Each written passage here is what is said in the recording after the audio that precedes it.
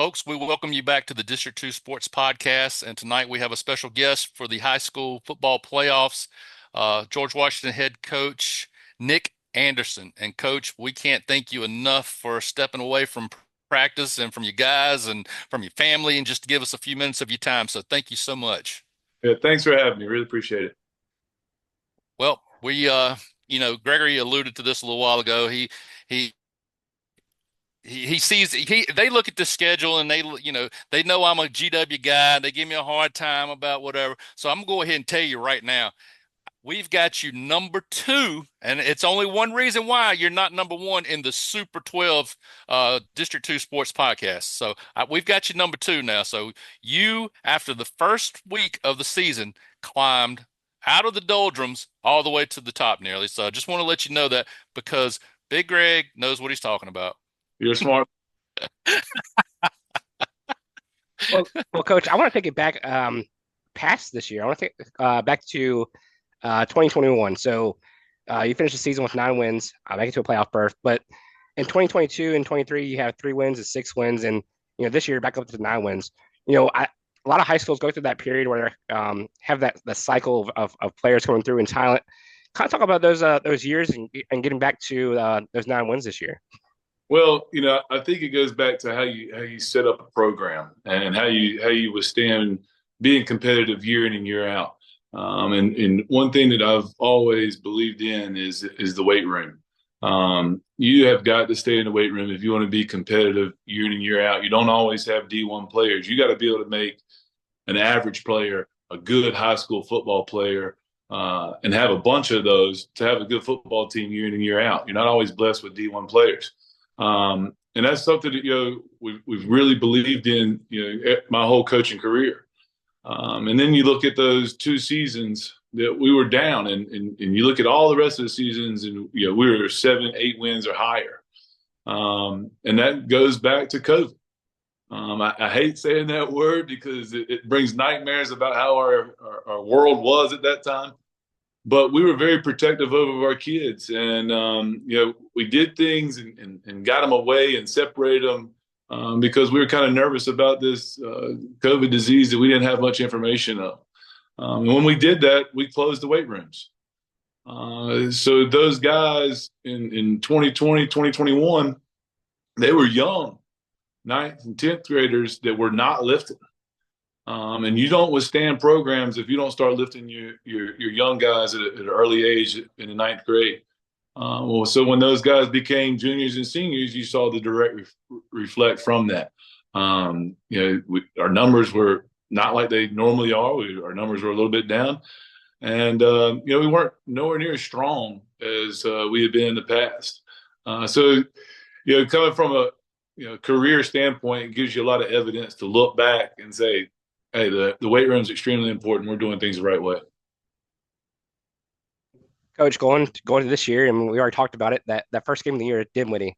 That's a tough first game of the year, especially on the road at Dinwiddie. But I'm sure there's a experience there that you got to get on your belt by going up there and playing Dinwiddie. Well, the good thing about playing, really good teams like Dinwiddie at the beginning of the year, you get a lot of questions answered, You go into a season, you have ideas of where you think, the best players, put them in the best positions. You're just trying to put the puzzle together, right?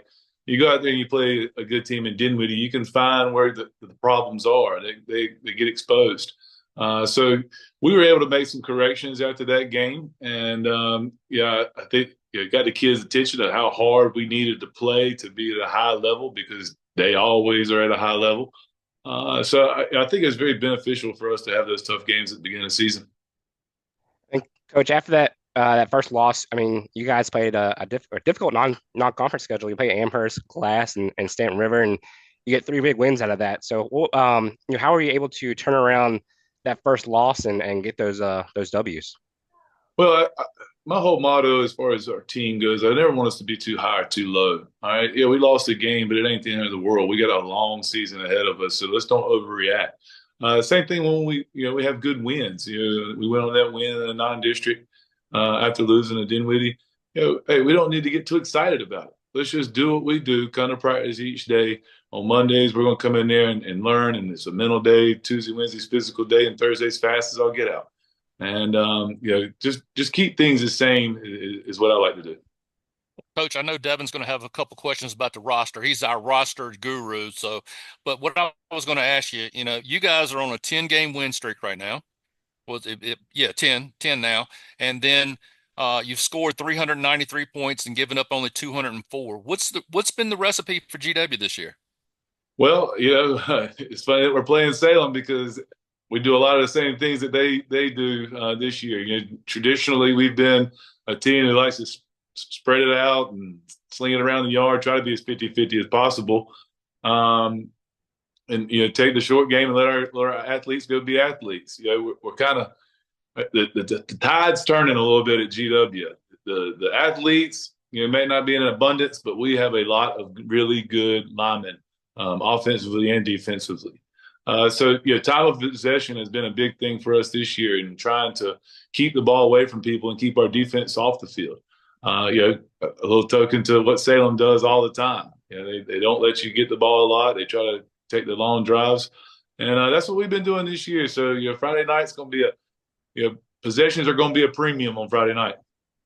Well, we're talking about Salem a bunch right now. So, last year you're a number 7 seed and you wind up losing a close ball game to Jefferson Forest, and Salem winds up playing Phoebus for the state championship. So, in my past, Salem has always been that thorn in the side, and in GW side, or a lot of people's sides actually. So, my question to you is, this year, you're a number 1 seed in that bracket. So, do you feel like you're the hunted, you've got the bullseye this year? I mean, unlike every, past years where Salem has been in that position. I don't get into that kind of stuff. I feel like the only team that can beat us is GW. If we go out there and we play the football that we're supposed to play, and keep our penalties down, keep our mistakes down, and turnovers down, we'll have a good game. I don't worry about targets on backs or putting a target on somebody else's back. Whoever we got on Friday night, that's who we're solely concentrating on, and we'll worry about next week. I know I'm stepping out of, I'm falling into the same trap here, but all you've got to do is beat Salem. All you've got to do is beat Jefferson Forest. All you've got to do is beat Phoebus, and then you're right back up against Dinwiddie. So, hey, why not have a rematch? Yeah, it's a great year to be the number 1 past Salem, JF, Phoebus. I mean, it's like it's a tough road to go, but hey, we're ready for it. Well, Coach, we talked to Coach Favero at Magna Vista just a little bit ago, and he kind of mentioned that game you guys had, and being on the opposite end of that loss. What did it mean for you and your guys to be down most of the game and put up a comeback and win that game there at Magna Vista? Yeah, I mean, we were down, but we thought that we were playing well. Penalties really killed us that game. I think we had 240 yards of penalties in one game. Wow. Unreal. Never had that many penalties in my life.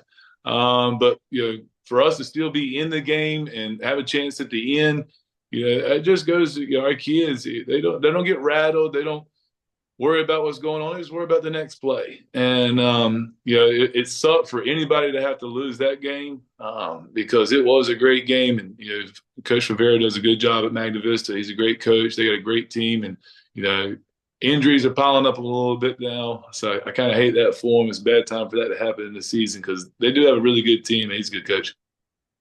Coach, I know, as a coach, I know you don't sit there and go, well, this team's better than this team. You pit others against each other. But look, we talked about your early schedule. I know Gregory alluded to this. You play Amherst in the second week, and you win 24-12.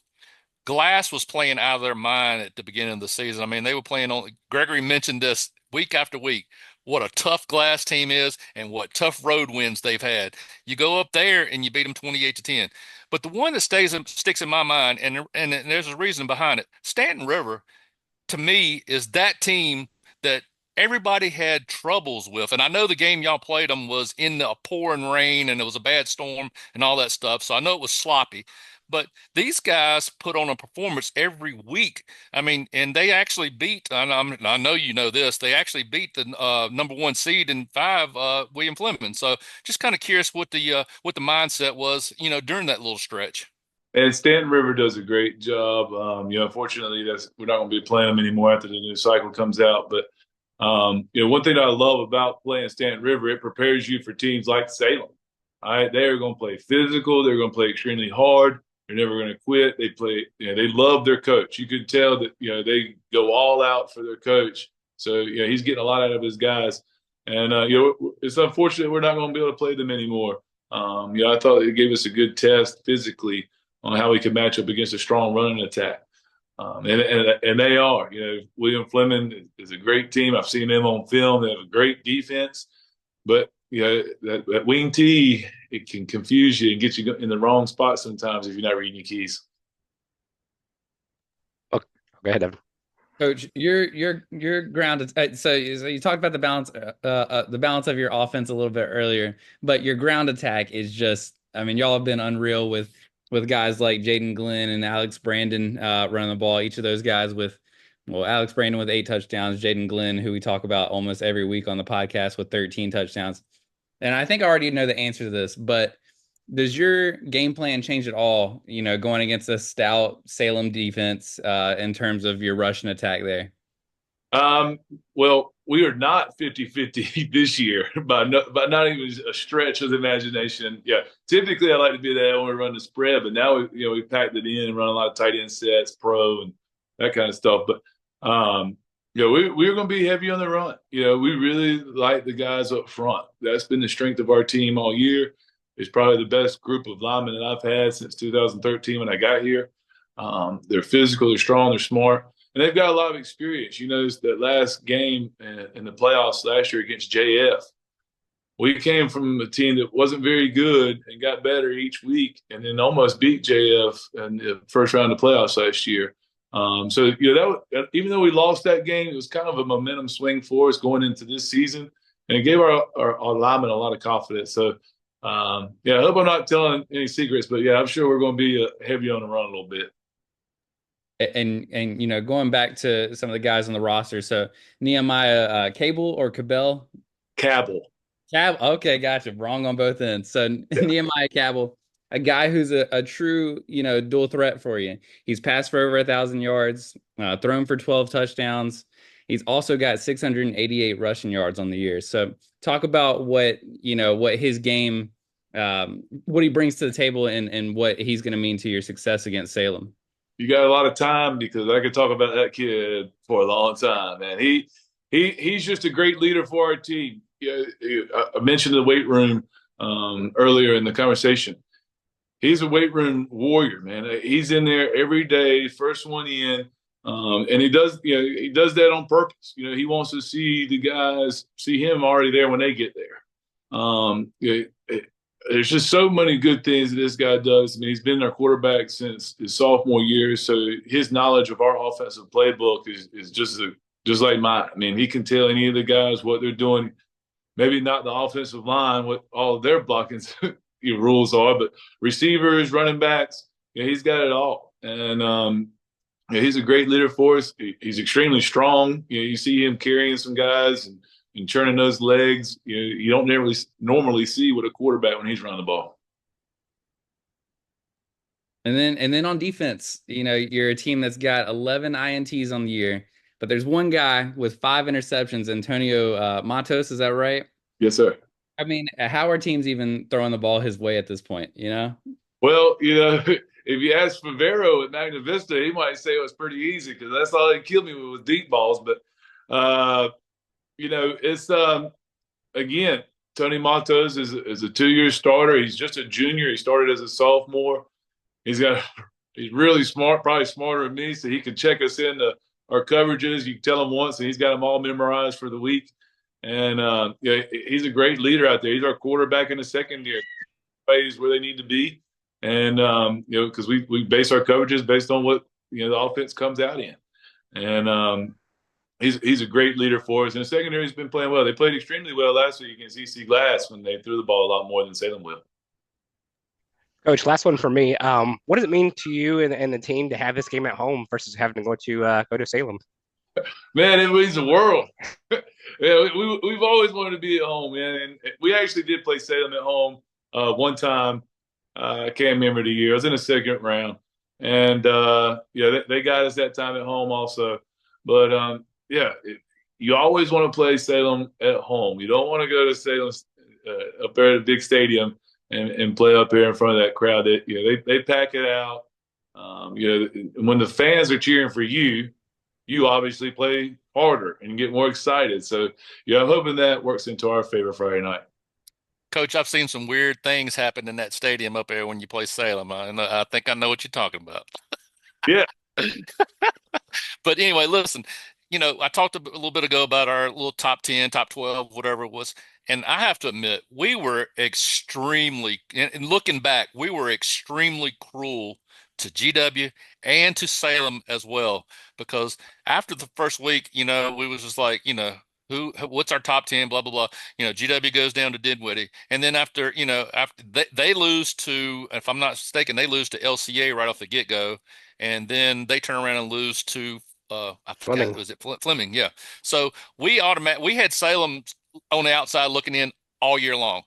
And then we finally realized, God, LCA and William Fleming was our top two teams in our poll in the first place. So how can you really punish these guys that much for losing to the top two teams in your poll? So, that's how it all kind of benefited. But just looking at this thing and, in our opinion, we've got the number 2 team against the number 4 team and in our poll. And I commend you. I take my hat off to you guys and you and your guys and what a year you've had, and I don't want to say, hey, state championship or bust, but I think you guys have turned this thing around full scale and even if whatever happens Friday night or after that, you guys have a future to look forward to. Well, I appreciate that. It just goes into, what you believe in and trusting your process. Yeah, I think Salem does the same thing. I think they're heavy about the weight room. You can tell by the way their players play. And again, they went out there and played some tough talent, just like we did. And those things, when you do that early in the season, they'll pay off in the playoffs for you. And we're hoping it pays off for us and not them. And Coach, just kind of adding to what he just said, me and Gregory, our dad went to GW. We went to the county schools. Gregory went to Chatham. I went to Dan River. But we grew up going to GW games. And for me, I can't speak for Gregory, but for me, it's one of those things like college football is better when Alabama's good, when USC is good. When GW is good, it makes high school football so much better, especially in the South Side. So we love to see it. We're going to continue that for you, big dog. Yes, sir. All right. Well, Coach, we do appreciate it. We didn't want to take too much of your time, but good luck to you guys on Friday, and hopefully we bring home a W. Thank you, sir. Thanks for having me. Thanks, Coach. Thank you, Coach.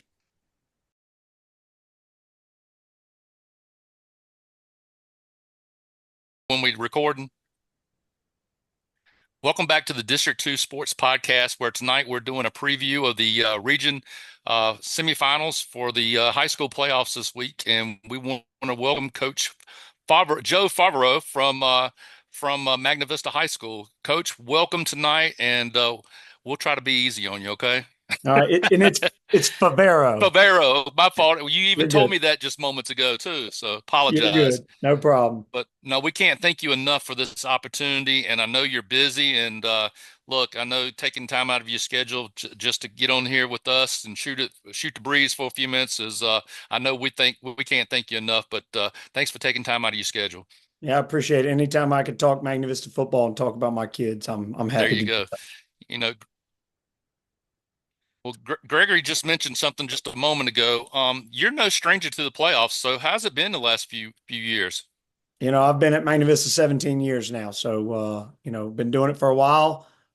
Just coached my 200th game. Found that out last week. So I've coached 200 games as the head coach at Magna Vista. And, we've had a lot of success. I've had a lot of good players, a lot of good assistant coaches. And, kids doing what we do, what we expect them to do. And, I've got great community support as well. Listen, I looked at your schedule for the year, and listen, I'll get to something in a few minutes, but we've got a special treat for you towards the end, so we'll let you know about that. But we looked at your schedule.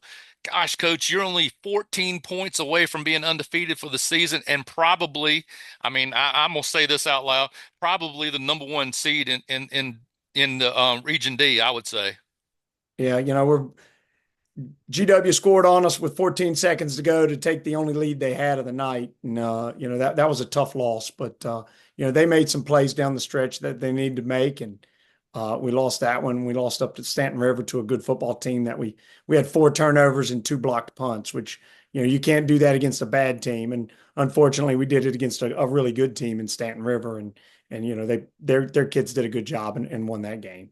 Well, we talk to every week we do a top 10, and Stanton River hangs around in that top 10 about every week as far as being talked about. Those kids played a tough schedule, and I know they played you. I know they had to go to GW. They wound up upsetting William Fleming in the regular seasons. I think it was a regular season finale, if I'm not mistaken. But anyway, you guys play a tough schedule, and there's no way to you guys should have to hang your head on anything like that. That's for sure. No, I mean we lost to 2 good teams, but we also know we didn't play our best, and the kids know that, and that our expectations are very high at Magna Vista, and that's just the culture we've built, and that fortunately we can be that way, and our kids know we kind of probably let those 2 get away, but there's nothing we can do but build off of it and learn from our mistakes.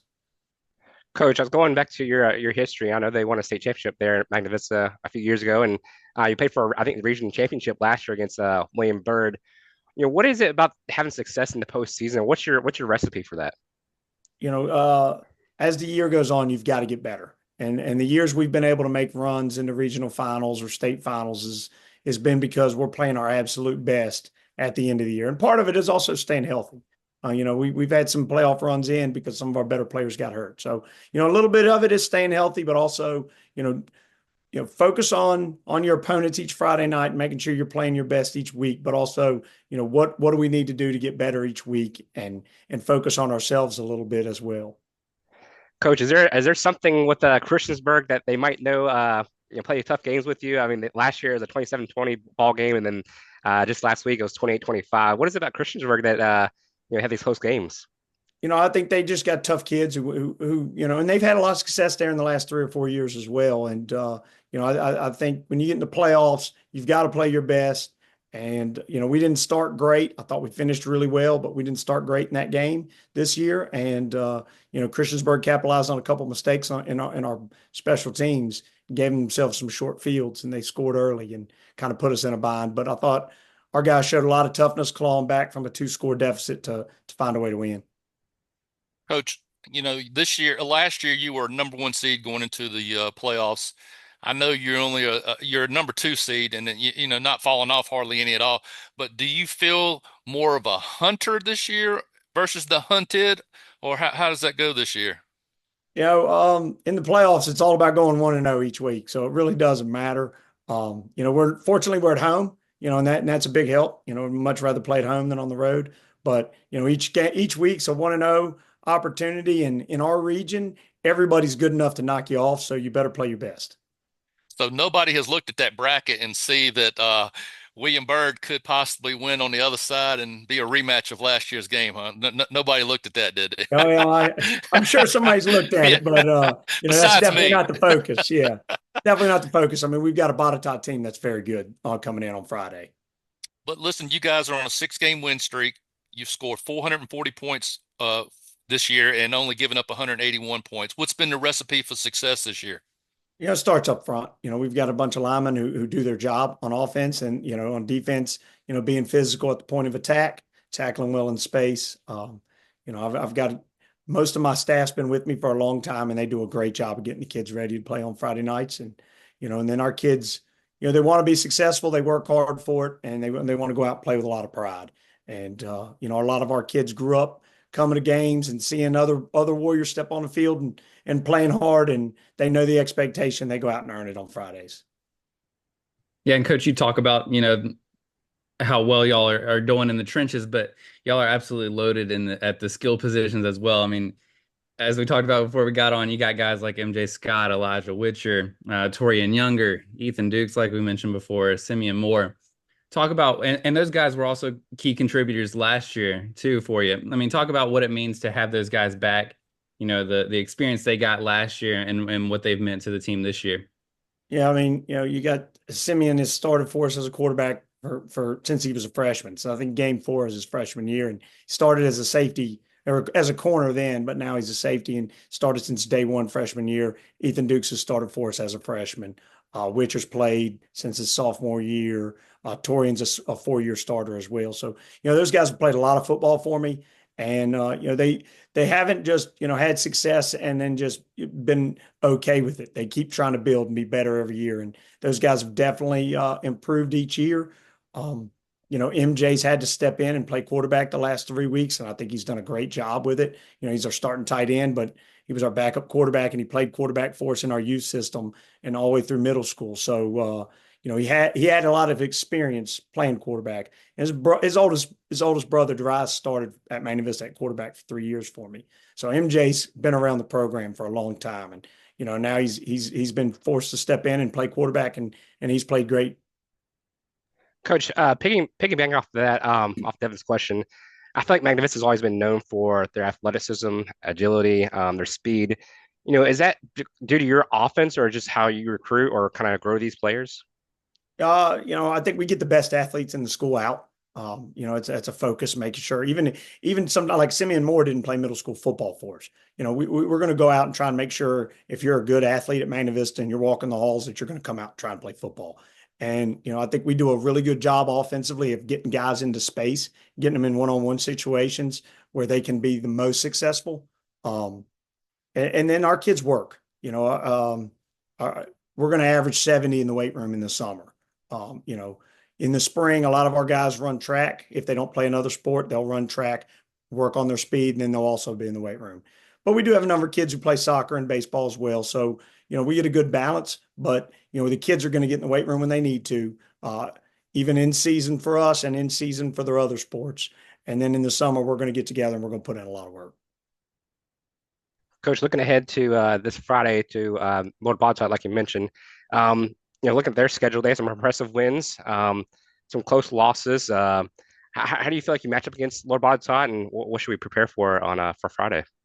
They're a little bit different than us. They're a true, I'd say, a power football team. They're going to run right at you. They don't run a lot of misdirection. They don't spread it out a lot. They're going to just slam it in there, and they're going to test your toughness and your ability to tackle.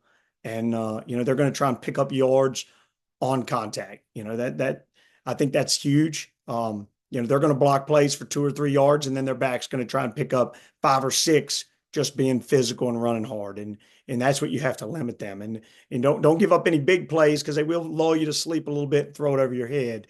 But defensively, we have to tackle well. We can't give up yards after contact. And then on offense, we're going to have to spread it out and move them because they're really good up front. So we will have to try and get guys in space and get guys like Torian Younger and Tyler Martin and Elijah Witcher out in space and see if they can create things with their legs and give MJ some time to throw the ball. But we'll try and get Ethan Dukes going on the ground as well and keep balanced. I think one thing that I've always felt like to beat really good football teams, you've got to be balanced, and that's what we'll try and be on Friday.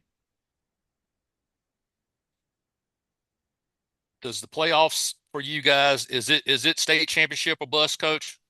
No, we try and get better every week and really focus on the process of it too. Since we've won 2, there is pressure there, and it's been a while now. So these kids were young when we won them. So there is that mentality of we want to win a state title. There's no doubt. At the beginning of the year, that is a goal at Magna Vista, and I think it's an attainable goal most years if we stay healthy and do the right things. But it's not just winning state, and that's not. I mean, that is a goal, but it's not the only goal that matters. We want to win our district. We want to win. We want to host playoff games. We want to try and win the region, and then go. But I think our guys do talk about it. It's talked about, and it's a realistic conversation with our kids. Look, I was looking at your brackets, and I know you said you don't look ahead and stuff like that, but 6 out of the 8 teams in that bracket are actually in our, as I was going to tell you earlier, in our top 12 super poll, I guess you want to call it. It just looks like a bloodbath getting ready to happen right now. You know what I mean? It's just, I mean, it's chalk all the way as far as, the first round of the playoffs, but it's just amazing. My personal opinion is whoever comes out of the right side of this bracket wins the state championship. I think typically that's happened. I know when Phoebus was in 3A, they won a couple, but most years the West has kind of run 3A. And Lafayette, I think, has gotten one before too, but other than that, Hopewell maybe. But most years, the West has won it. Heritage has won it. LCA's won it. We've won it. Blacksburg won one. Northside won a couple before we did. So it's been, a 3A's kind of been, predominantly West half of the state football. It definitely makes you better each week playing these guys. And I think it's a very well side of this side of the state is really well coached too. I think, you see different offenses because guys want to be successful and they're going to challenge you, on both sides of the ball by running different offenses, different defenses, putting their guys in a good position to win. Coach, going back to that GW game, you mentioned how they scored in the last second, very tough game. You basically leading the whole game. How did you get your guys to refocus the next week playing against a good Gretna team and rattle off on 5 straight wins after that? Last year we beat GW pretty good, and then we went to Gretna and ended up having to win by 1, and we really didn't play well that night. And I think the learning from that game that hey, doesn't matter what you did last Friday, you got to show up this Friday. And our guys were disappointed because we were up a score and a half, or we were up 8, and they go down and score and then don't get the 2-point conversion, and then they get the onside kick and go down and score again. And that's hard to deal with, but I thought our kids handled it pretty well. They knew, a lot of it was on us. GW's a really good football team as well. We knew, that was going to be a great football game, but they made a couple plays there at the end to win it. And I thought our seniors did a good job of, hey, let's put it, it's in the past. We're not going to win the district this year, but we still got other goals, and I think at that time we were the 5 seed in our region, and we kind of clawed back and got all the way up to the 2. Coach, I'll even extend Gregory's question just a hair bit longer. How was the attitude after losing that very first game to Stanton River? I mean, was it like, hey, the season's over, or how was the kids? That one was tough. Because we'd just gone 12 and we were 12-0, lost first, the last game of the playoffs there in the regional title, and then, everybody's talking. We got a lot of kids back. We should be good again. And then we go to Stanton River, and we didn't play well. They played well, and they kind of got one from us. And that was hard to deal with. But we knew, again, we turned the ball over 4 times. We had 2 blocked punts. You do that, I don't care who you're playing. If you do that, you're not going to win. And so we really, we were. I told the kids, this is going to be a tough week. We're going to coach you hard because this is not the expectation that they had. It's not the expectation we had, and we've got to fix this thing. And it's the little things that are killing us. And so we're going to coach you harder. And the kids, they want to be successful. I say they've grown up around it now. They come through and as JV kids for us, and they know they're going to get coached hard. You're going to get challenged. You're going to get challenged at practice. Our practices are very competitive. We're going to do a lot of one-on-one drills, and it's going to be called out in front of everybody, and everybody's going to see who the winner and losers are, and there's going to be consequences for it. And our kids, I think, embrace competition, and they know it's going to be tough. Playing football at Magna Vista is tough, but it's going to make you better, and it's going to challenge you. Coach, you kind of mentioned this before, how Lord Botetourt is a different kind of team than you are. How do you balance keeping your identity, but also kind of making sure you address, Lord Botetourt and what they bring to the table, and kind of make sure you have the game plan for them? We're not going to change a lot of what we do, but we will tweak it. We have different things we can do. We can play different guys as well if we need to. So, when you play a team that's like Lord Botetourt, where it's not like something you've seen or see, there's nobody else really lining up the way they kind of do, a lot of empty stuff and just direct snapping it to a running back and running right at you. I mean, that's kind of what they've gone to a lot. And that is different. They just try and outnumber you at the point of attack. So, you're going to have to make some specific adjustments to them. If you don't, they're going to run you off the field. So, our kids, we play some teams that do some different things and they understand. When we played Stanton River, they give you some different formations that you have to line up to and try and outnumber you at the point of attack. So, we've had to do this a little bit as the season's gone on. And our kids understand, you got to go out there, you got to do your job. And if the guy next to you doesn't do his job, don't put him down for it. Pick him up, help him to try and figure out so he can be successful. And then you continue to do your job. But if you start trying to do each other's job, it doesn't work. Coach, last one for me. When you get into playoff time, how do you handle the roster management? Are you resting your kids more often? Are you practicing less or more time in the film room? How do you attack the playoffs as far as your roster management? Yeah, you definitely practice a little less. One, it gets dark, which helps because, kind of having a little bit of an excuse to get off the practice field. But, it's we're not fine tuning individual technique as much. Most of that stuff we should be good with. Make sure we don't get lazy with it. But we're going to do fundamentals, but it's going to be quick. We also don't have the JV out there so that our guys can get a lot of reps. Today we're throwing past skeleton, and we only have to run two. We don't have to run each play twice because that gets through everybody. And so you can get more reps in a quicker period of time and try and save their legs too, because the game it's physical, and we've had some guys play a lot of snaps, and you want them to be their freshest on Friday. You don't want to wear them out Monday through Thursday and then play on some dead legs on Friday. So we want to be 100% on Friday where we can move our best. And Coach, I got one more for you as well. So, Lord Botetourt 8-3 on the season, 6-1 at home, but 2-2 on the road. So, talk about the importance of playing your way to having the home field advantage here in the playoffs when it gets to this point. Our record at home over the years has been a lot better than on the road. It's just high school football. There's a lot that goes into traveling, and especially when you go 2 hours or so, which coming through Roanoke, it'll probably take Botetourt a good hour and a half to come down. Our place is a little different. Our the hole isn't close to the school, so you don't really have a visitor's locker room. You can go to the locker room, but when you leave the locker room, teams don't return until after the game. There's no going to a locker room at halftime or anything like that. We're used to that. The visitor team, that's different for them. And a lot, we've had teams say, hey, we're going to go back to the locker room. And I'm like, well, you're not going to make it there and back in 15 minutes. And when they get there, they decide, yeah, we can't go to the locker room at halftime.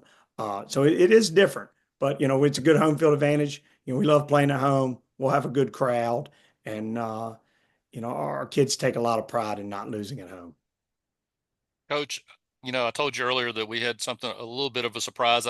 I know you're sitting there going, who was District 2 Sports Podcast when we contacted you the other night, but we've had a lot of fun this year, from day one of the high school football season starting. We began this thing where everybody does a poll or does a, top 10, top 12, whatever. So we extended to 12 this week because well, there's a CFP. They got to have a college football playoff. So why not the District 2 Sports Mythical High School National Championship? And I just wanted to let you know that no matter what happens in the playoffs, we are extending you a berth into the playoff championship. Oh, So nice. just wanted to let you know.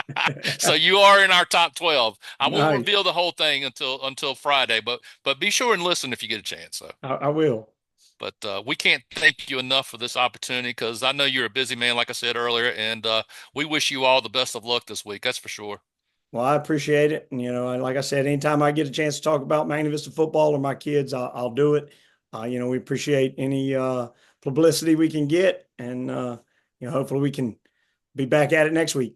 Absolutely. Yes, sir. Thanks, Coach. Thank you.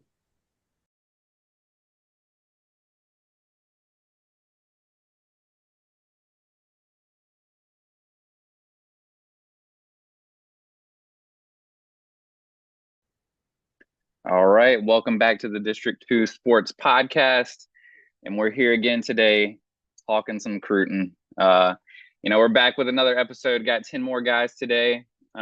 Maybe not the star power that we had last time that we did this, but a lot of talent, and a lot of productivity that we're going to be covering today. Anything to add, Gregory, before we get started? Yeah, like we always said last time we did this, I think it was like 2 weeks ago. Not every kid's on the D1. There's D2 and D3 opportunities in NAIA. And we talked to a lot of these coaches in D3 and D2 and NAIA as well. So they're out there looking for recruits. And so I hope all these kids, take a look at, some of these schools too. So, um, you might not be D1, but hey, you can still play football in next level too. And then Absolutely.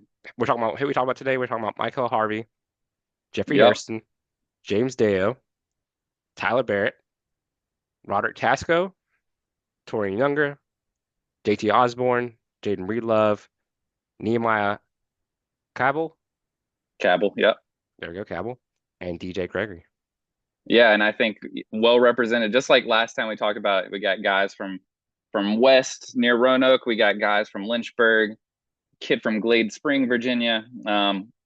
Obviously Martinsville, Danville, Chatham, Pennsylvania County, that area accounted for as well. So spreading the wealth today again.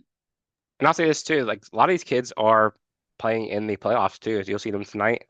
We talked to two of their coaches, Coach Favero and Coach Anderson there at GW and Magna Vista respectively. But yeah, a lot of these kids are good talent and playing some good ball too. So good luck to them tonight as well. Absolutely. So why don't we start with a guy that I mentioned last time, a guy who's been very productive for Northside, not only on the football field but also basketball, leading Northside to 2 back-to-back state championships, and that's a guy in Michael Harvey, wide receiver, currently not committed, listed at 6'2", 175 pounds. You can see his On3 page there. He's not currently ranked, but this is a guy, man, who golly, he's got to be ranked. I mean, his productivity on the football field, his talent that he has, his athleticism. This guy is a D1 athlete. I'm just going to go ahead and say he's a D1 athlete, and his offer list that I can see, and people reach out if any of these are if there's anything that we need to add here in terms of his offer list. But he's got offers from Bryant, NCA&T, VMI, Towson, and Howard.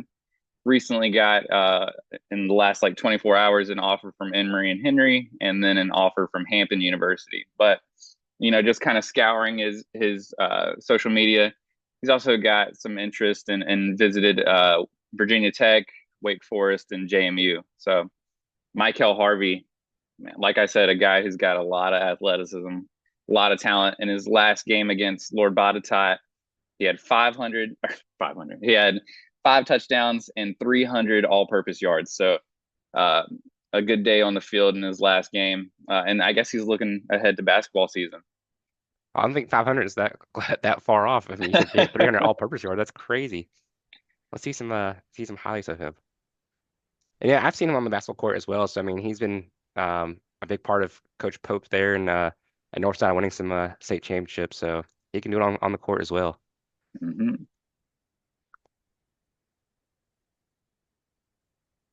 All right, here he goes in the backfield here. Oh, little screen pass.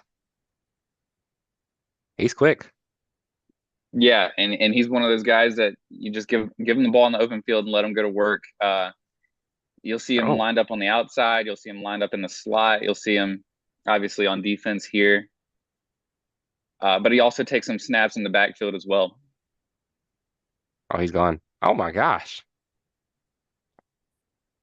And you can just see, man, he's got to be a D1 athlete. I think he's going somewhere D1. Hopefully he gets an offer from an FBS program. I don't think he has any at the moment. Oh, here we go. This is against Lord Botetourt, right? Yep.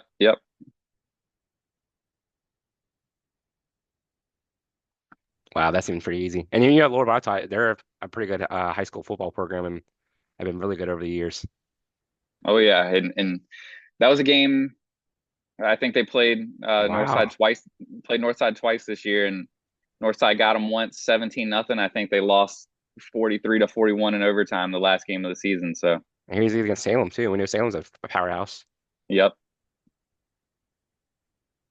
Oh man. That's impressive. I mean, that's really impressive. And he just had put his arm in someone's face and scored a touchdown. Yep. Against Salem too. I think this is North Lord Baltot again, what you were mentioning. Yeah, I think he's a. I agree with you. I mean, I think he's a really good talent. Um, he's quick. He's elusive. He definitely needs to get some looks, or at least more looks than he's getting now. Yeah, absolutely. I think, definitely deserves to get some looks from a, maybe a group of 5 program, maybe even a Power 5 program. Who we got next? We got Jeffrey Harrison. Jeffrey Harrison. Jeffrey Hairston, yep. So switching over to Jeff Hairston here, as you can see right on the top there, Liberty committed back in June. He's from Franklin County High School in Rocky Mount, Virginia.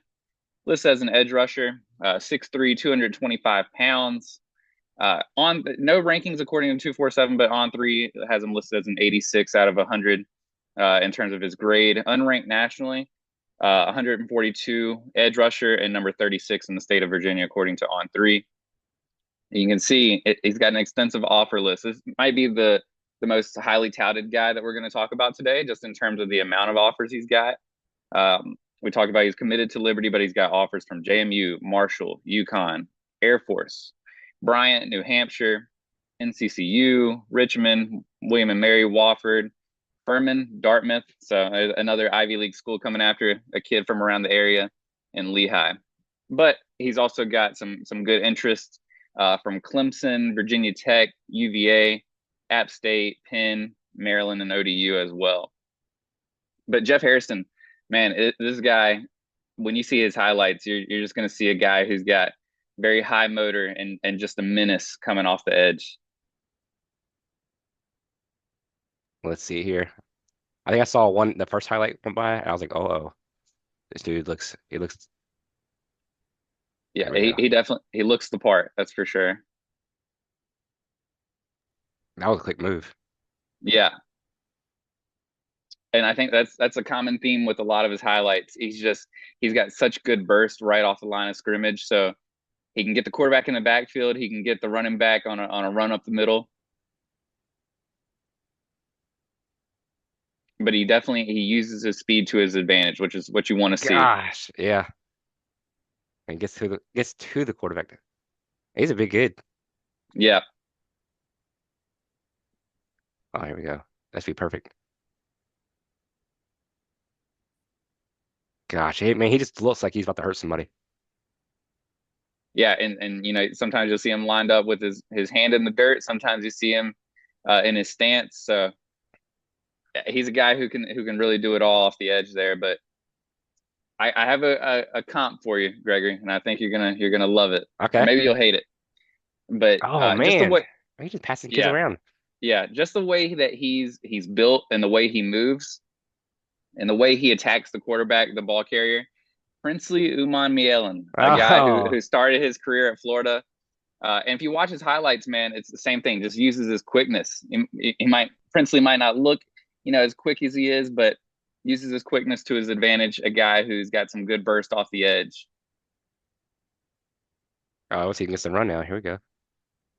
Sheds a blocker. I mean, just pull the blocker to the ground. Oh gosh. And that's that type of play where he never gives up on the ball. I can watch this all day. Yep.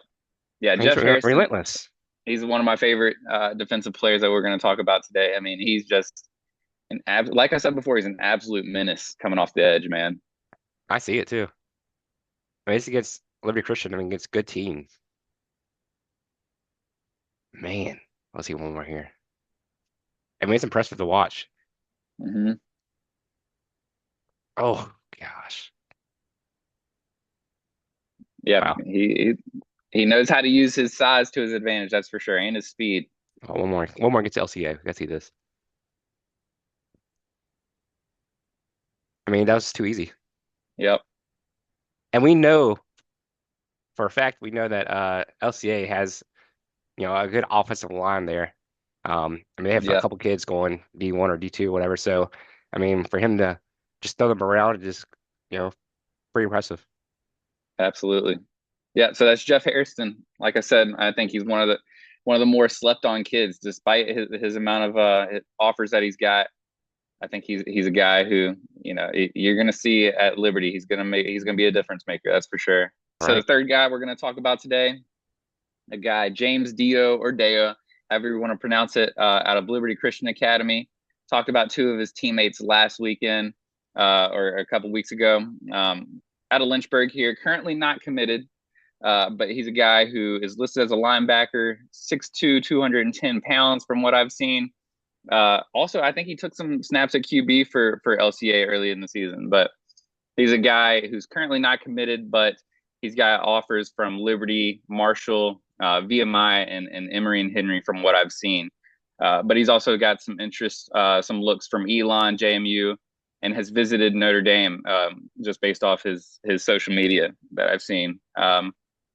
It's a kid that's been selected to the Blue-Gray All-American Bowl watch list, which has featured guys like Terry Wilson, quarterback at Oregon and Kentucky, Quincy Patterson, who played at Virginia Tech, Garrett Schrader, who started at Mississippi State, now at Syracuse. But yeah, James Dio, a guy who's got a lot of versatility, man, a lot of versatility. I love his highlights. And he's coming from a program that we know has been there before. They're a good program. Yep.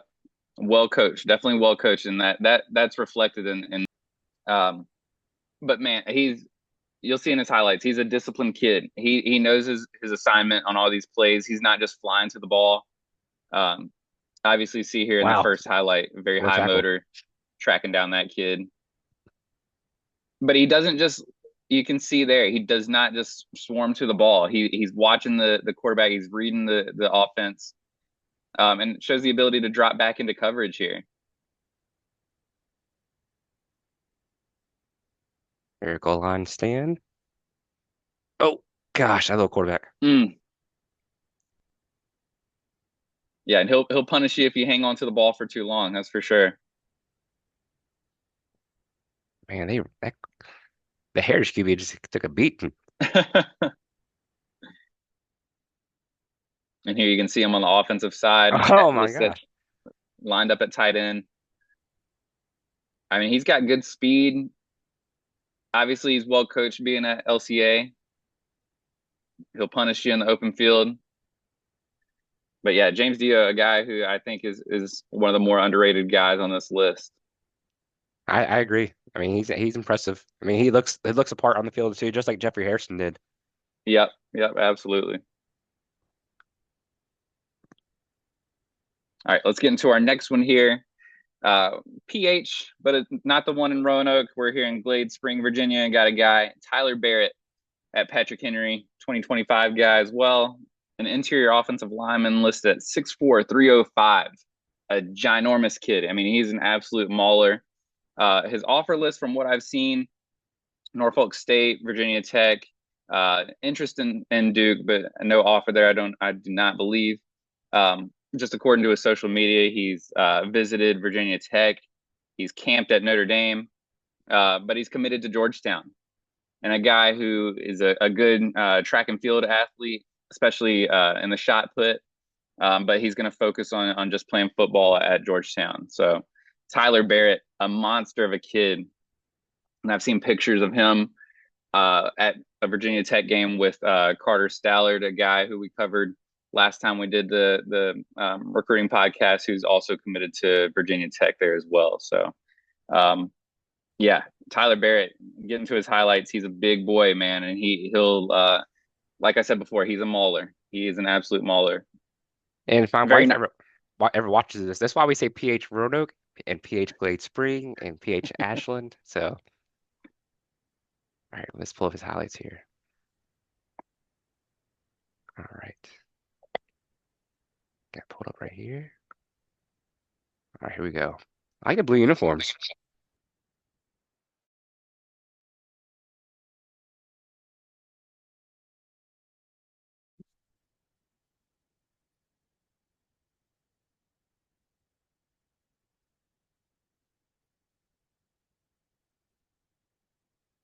You see, that's just a vicious play right there, man. He's just got bad intentions when he's on the field. I mean, you can tell off the get-go who he is. Yep, absolutely. I mean, you see him right there. You still see him right there. Oh, pancake. Yeah. And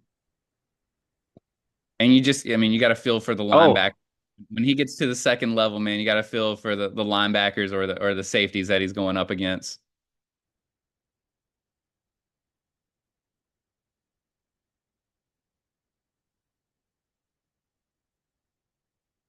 And there you see when he gets into the third level, man, I mean, he's got a lot of athleticism. You know, I think Georgetown's getting a good one for sure. I mean, he's just mauling kids, like you said. I mean, he's having fun time. This kid loves pancakes. You can tell. Yeah. I mean, he's getting down the field. Just, I mean, if I'm on defense, I'm just running away. Samson Okunlola, a guy who was recruited a while back, Oh, he called himself Pancake Honcho, and I think Tyler Barrett might want that moniker, yeah. Pancake Honcho. I mean, there's the play got stopped way behind him, and he's still out there looking for someone to hit. Maybe he's on defense too. A little defensive work. Yep. And for a guy that big Wow.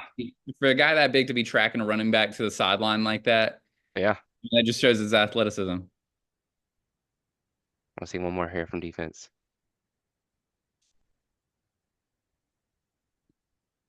I mean, look at that. It's just Yeah. big kid. He plays hard. Yep. Getting to the ball. There he is pushing kids down the field. Yeah, not a guy that if I'm Man, if he's coming at me and I'm a DB, I'm faking an injury, man. I'm not letting that hit me. dishonorable. But yeah, no, he's you can tell he's a big kid on the field and he plays like it too. You know, it's one thing when you have these kids that they're really big or they're just bigger than the other kids and they don't play up to that. You know, it's like if you're bigger than these kids, take advantage of that and push them Yeah. around, you know? He uses his size, Dominate. man. You could tell. All right, let's move on to the next one here. All right. A guy at another PH. This is PH Roanoke, Roderick Tasco Jr. Currently not committed. A linebacker, 6'3", 200 pounds, out of Roanoke, Virginia. No current rankings and no offers that I can see, but he's got interest from Brown, Penn State, UVA, VMI, Virginia Tech, Wake Forest, and JMU. I've seen, according to his social media, he's visited UVA, UNC, Tech, UVA. Oh, I have UVA twice.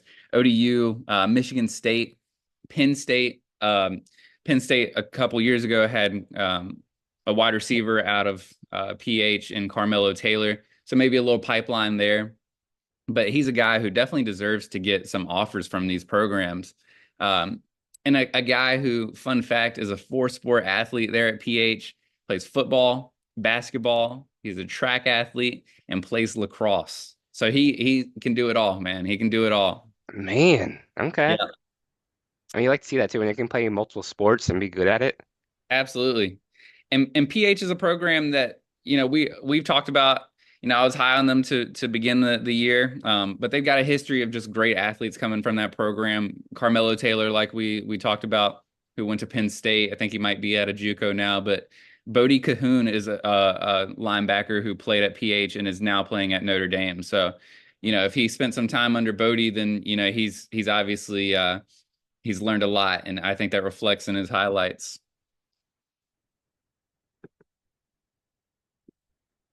Yeah, he already looks the part too. Absolutely. Yeah, he's got great size out there. And more of a run stopping kind of guy. I think Oh, nice play. he's not dropping back into coverage nearly as much in his highlights. He's one of those guys who's patient. He finds the ball carrier and he's attacking. There's a monsoon there. Here he is. This is Pulaski County here.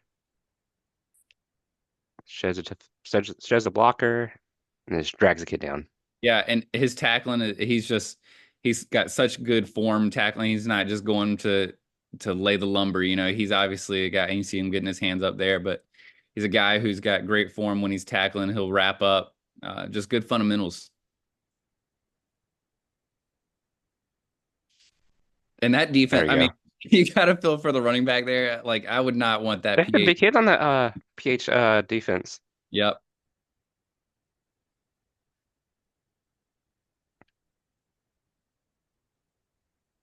There we go. Man, they don't give up at all either. Yep.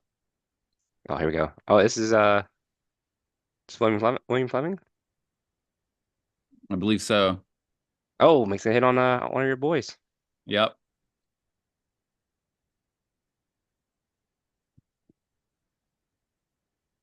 Oh Yeah. man. You can see, man, he's just a run stuffer. Yeah. He's got bad intentions when he's coming down, to meet that ball carrier. Yeah. Let's see one more here. A lot of tackles against Pulaski, that's for sure. And he's in on every play too. He's not giving Yep. up. Seems like that PH runner does, talk about game tackling too. So Yeah.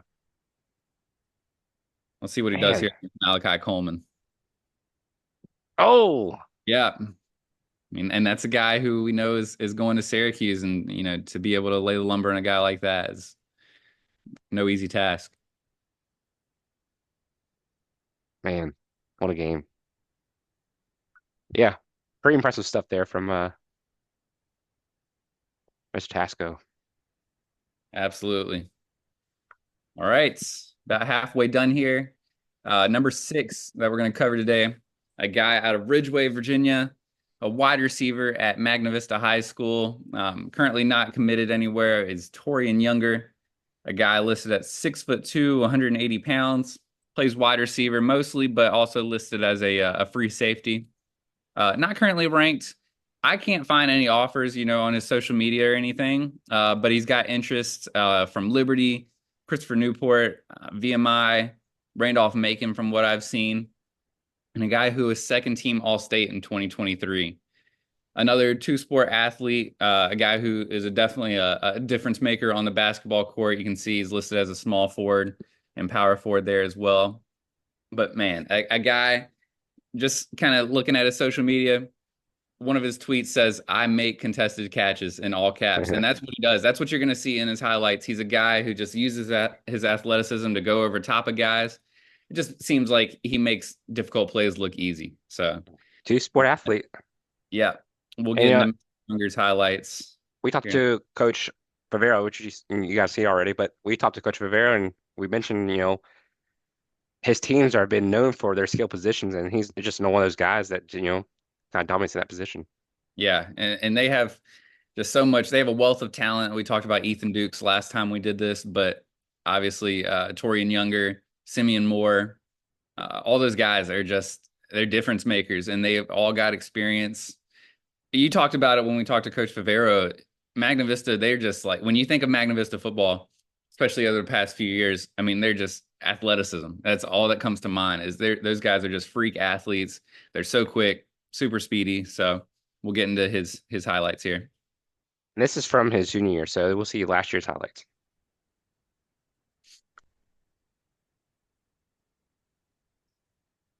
First team all region, all district.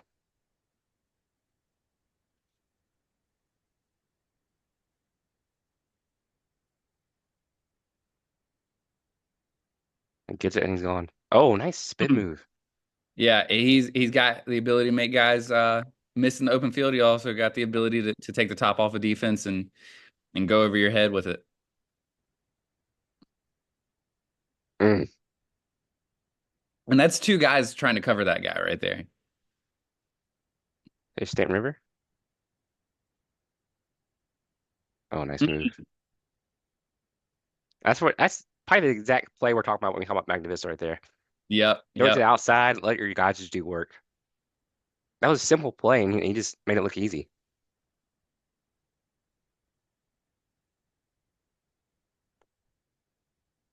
Little fake. Oh my goodness. Hmm.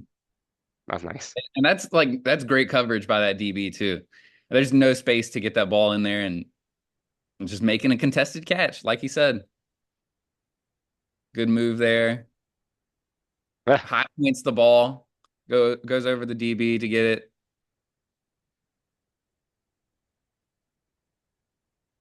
He's going deep on this one. Nice pass. Nice I mean, catch. that's all I would do is just throw the ball up to Yeah. Tori Younger. Let him go deep every time. And I think the key to success this or tonight is gonna have to get these athletes the ball in space, man. Absolutely. And I don't know if that's Simeon Moore at quarterback Wow. or it's MJ Scott, but I mean, whoever's placing the ball in there is doing a great job as well.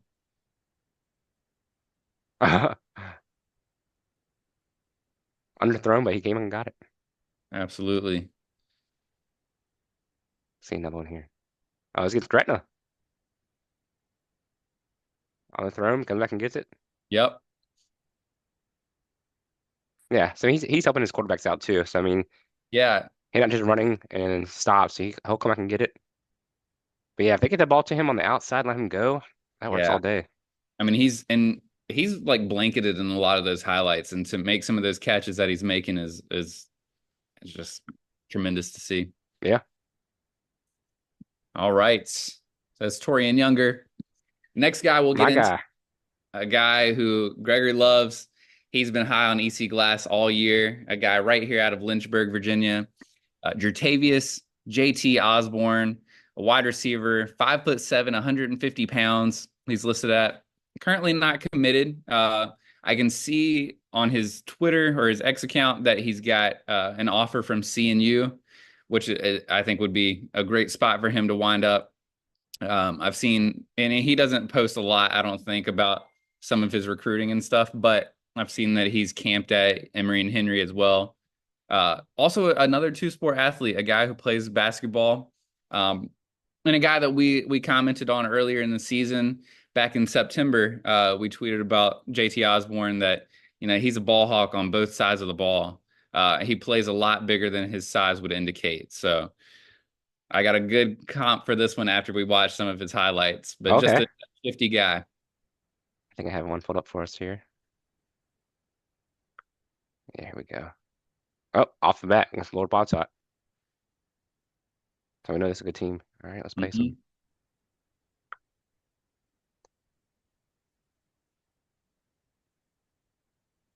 He's Quick just straight outside. Oh, nice move. yeah, And he's so gone. super quick. I mean, just like when we saw with Tori Younger, just send the ball to the outside, let him go. Yep. I think I saw this. I watched this play. May have put on our Twitter feed. Yeah, man, he's a playmaker. That's all that you can really say about him. Yeah. He's a playmaker. Plays a lot bigger than his size. Uses his speed, his shiftiness to his advantage. Is this where he has a pick, I think, maybe? And here he is Yeah. against that's I mean, PH too. Cameraman got his loss, but gets the ball, returns it back. I mean, he's so shifty, the cameraman can't keep up with him. Here's Heritage. I mean, he just Pursuing. the ball. I love that. That is probably my favorite highlight I think I've seen today. Just how fast he read that and then just swarmed to it. Let's get GW right here. Oh, what a catch, Beautiful man. catch. Prototypical slot guy. Like I said, man, he's what you want in a wide receiver at the slot position.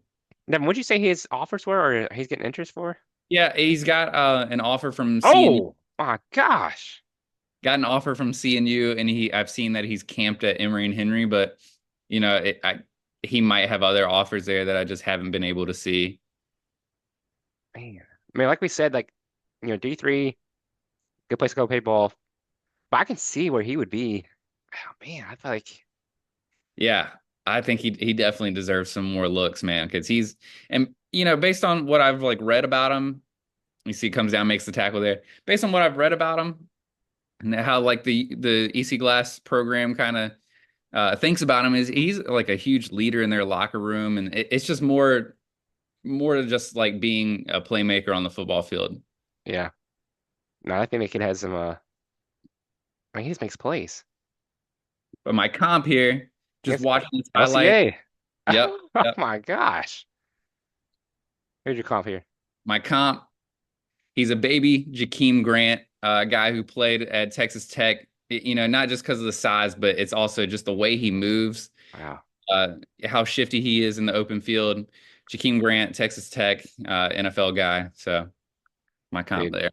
JT Osborne, man. I was pulling for him so much this year, and EC Glass in general. I'm sad to see him not do as well as they wanted to, but he was a good player for sure. Yeah. I think he's gonna get some more offers and more looks at the end of the season when when coaches start really looking at the recruiting and stuff like that. So he deserves Mhm. it. Yep. All right. Uh-oh, Cavaliers. Heading down to Chatham. We got a guy who's not committed as well here.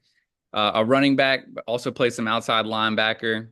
Jaden Breedlove, a guy who's listed at 5'10", 160 pounds. No current rankings that I can see. No current offers that I could find either. But based on like his Twitter and everything, he's got interest from Ferrum, Winston-Salem State, Virginia Union, Christopher Newport, Hampden Sydney, UNC Pembroke, Wingate University down in Charlotte, I believe, Emory and Henry, and Elon. He's also camped at ODU and UVA. And he's a guy who he's a very productive guy there at Chatham. We already talked about oh shoot, we talked about Jack Jack Reese Reese. at Chatham. So definitely some talent on that team, man, and I think you'll see that in his highlights. Let's see him here. Yeah, it's nice seeing Chatham having some kids on their team again, man. Like Yeah. Jack Reese going to Richmond, but nice to have Jaden there playing some running back. So let's see some senior year highlights. Here we go.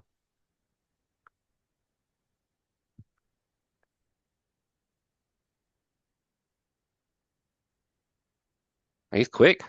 He's quick. One of those guys like they used to say about Percy Harvin, where if he's even, he's leaving, man. Yeah. He's just that fast in the open field. And this is the definition of that right here when he gets to the third level. Man. I mean, two safeties there. Yeah, I mean they couldn't close the hole at all on him. Yep. He's definitely underrated. And we asked this question on Twitter, who's some kids we should highlight, and his name was mentioned. Yep, Jaden Breedlove, man. There's a lot of love for that guy. No pun intended, but he yeah, he's a great athlete. Obviously, I think he needs to put on a little bit of size before he gets to the next level at only 160 pounds, especially if he's going to play running back. But a lot of his highlight shows he's kind of a one cut kind of guy, and he's gone.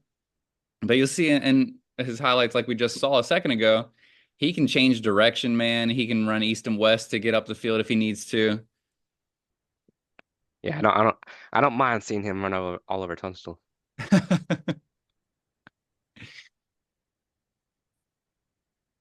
There he is at Chatham.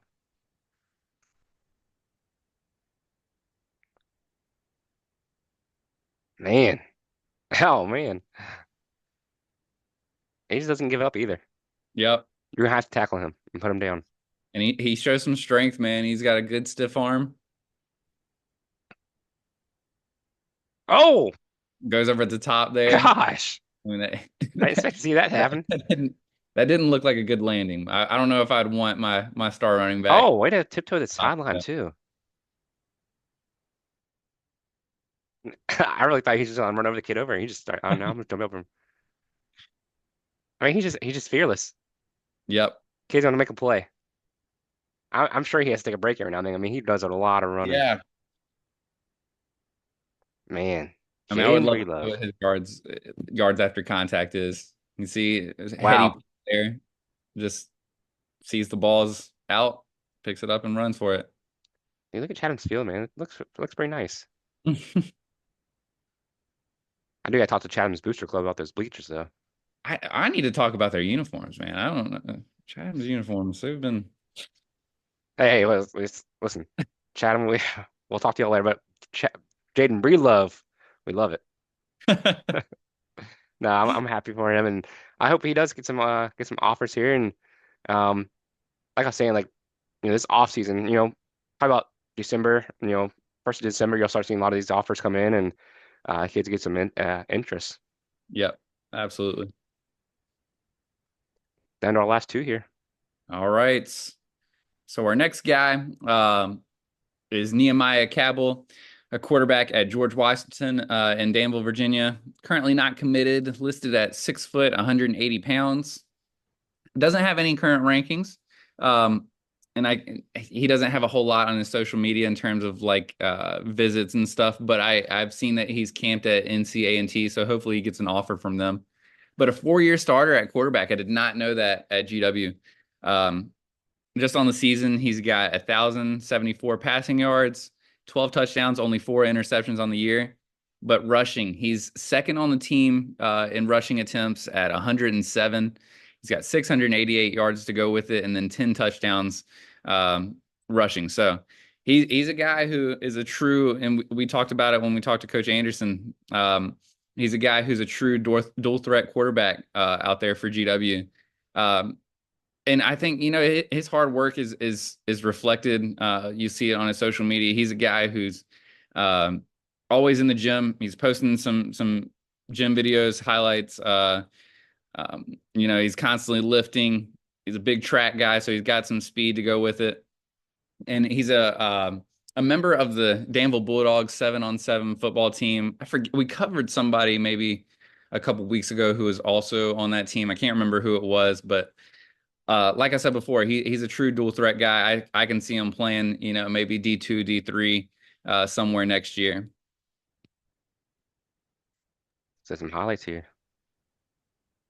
And I hope a lot of these kids go back and look at our go back and listen to some of our previous interviews with some of these D2 and D3 coaches and NAIA and just kind of listen more about who the coaches are, what kind of style they play, and what kind of you know, program they want to run too. So it's always a good thing to go back and listen to these interviews.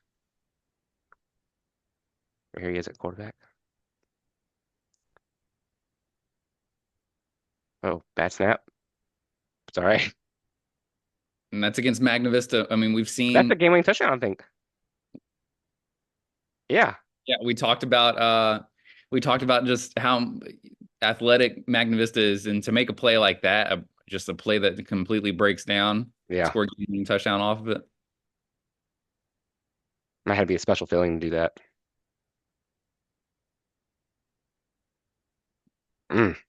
Just a great arm. I mean, just drops the ball right in the bucket there. I mean, yeah, it was like no effort.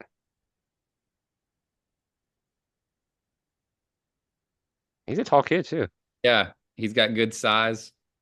He might be a little. Oh, did someone get try to slide tackle him? That's what it looked like. I think he might be a little bigger than 6 foot. Wow, that's Great fast. ball fade there. I mean, only his guy can get to that ball. Hey, GW, I think tonight's game I need to fill in the Eagles. They're in the end zone. Nice play again. Man, right up the middle. He's gone. Last right there, I believe. Is that JT Osborne making the play? JT trying to track him down. The two guys that we have here tonight. This is Magna Vista, or in Martinsville. Nice play. Great ball. I mean, it doesn't like he's gonna put the ball in any bad spots. Yeah, and he shows the ability he can pass out of the pocket or he can throw on the run.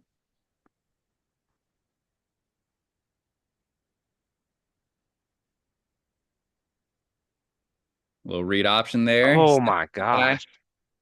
Shove that kid right into the ground. See, I do like the GW at midfield. Right. Oh. Yeah, that's when you know the key to success for them this year being 9-1 is making plays like that. Picking up the ball and running for a touchdown against Magna Vista, you know, in the middle of the year.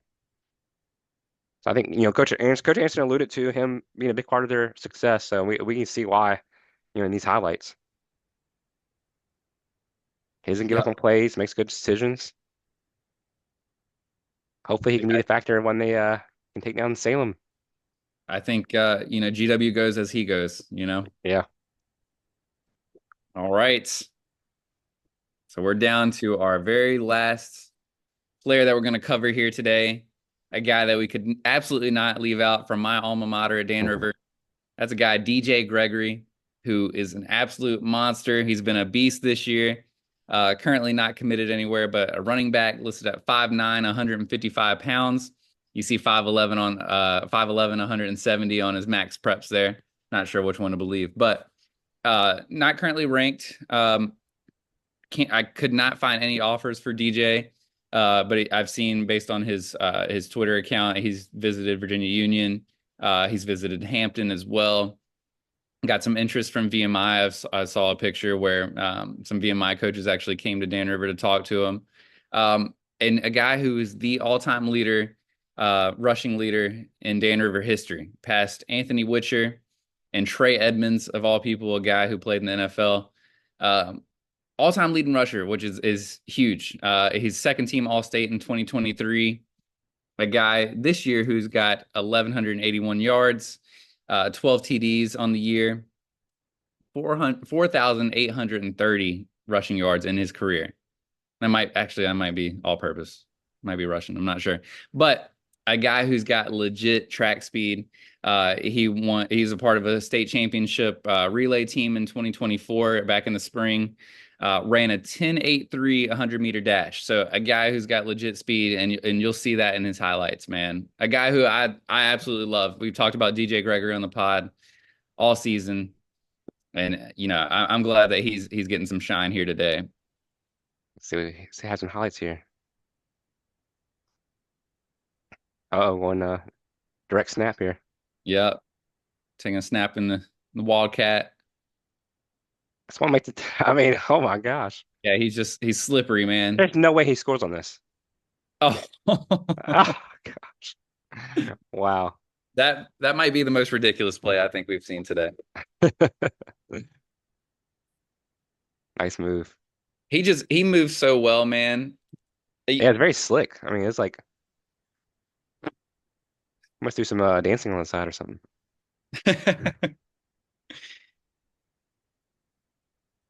He's looking for the ball too. That's in traffic, Yep. and somehow comes out with that. It's out to Vista too. We know it's a great program.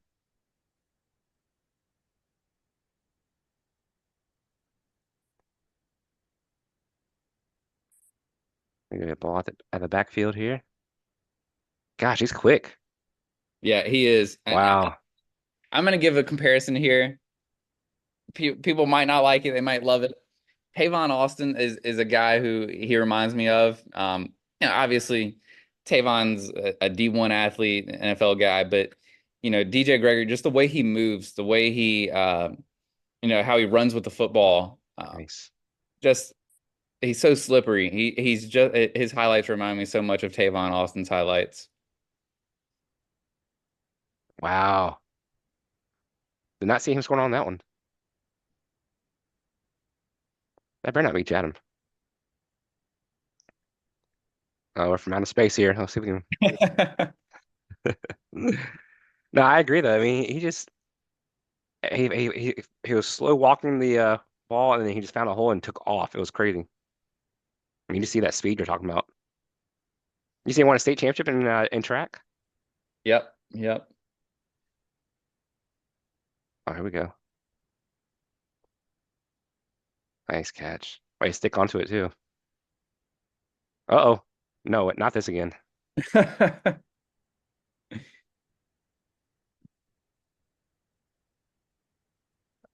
How about say if he ran that one all the way back Yeah, again, I know. that's good. But yeah, like you see that he wants the ball in his hands. He does. Yeah, that's the type of player you want too. Yes. I mean, you want a guy who wants to make plays. And he's constantly looking for the highlight play. That's how he's gotten to be the leading rusher in Dan River history, man. Wow. Yeah. I'll see one more here. Here we go. I mean, no one knew where he was. And you're like, Yeah, we had to speed. see him house another one, man. He's Speed. I mean, there's two safeties there, and they still couldn't close the gap on him, man. It's just crazy. Yeah, I mean, to do what he's doing, he's got to have some big time offers coming, man. He's got to. Yeah. To.